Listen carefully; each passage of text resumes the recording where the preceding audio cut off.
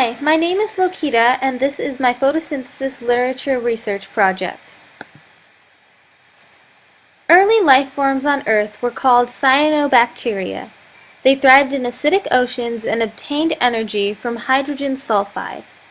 It is speculated that a shortage of hydrogen sulfide eventually forced cyanobacteria to find nourishment elsewhere, so they developed a new process for harnessing energy from the sun by splitting water molecules instead of hydrogen sulfide.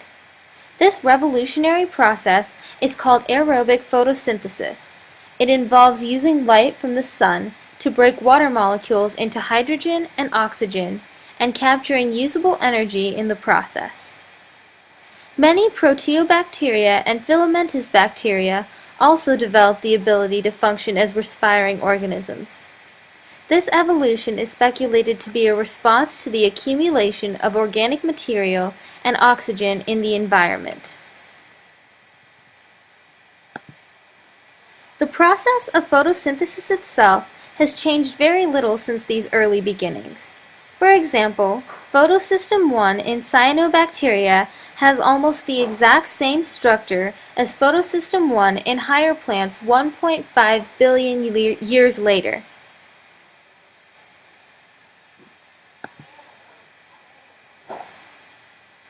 Photosynthetic organisms, such as blue-green algae, evolved and fed off of atmospheric carbon dioxide. Here is a picture of a stromatolite, the rock formed by blue-green algae.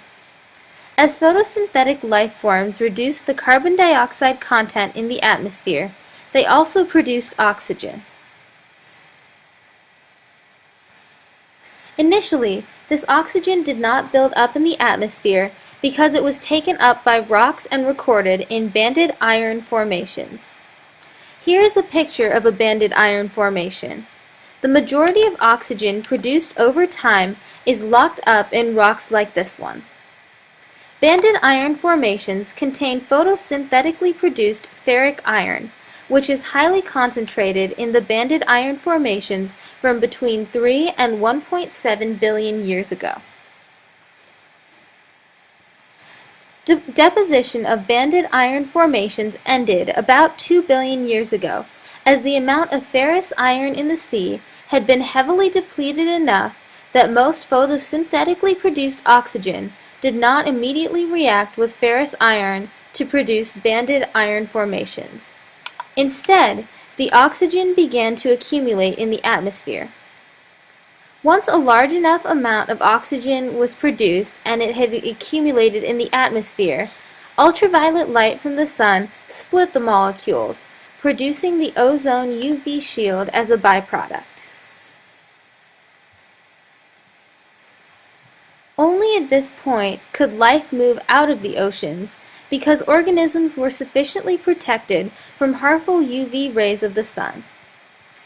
Cellular respiration evolved in organisms as land dwellers evolved. Here is an artist's representation of a fossil that was found in the Canadian Arctic of a fish adapting to life on land.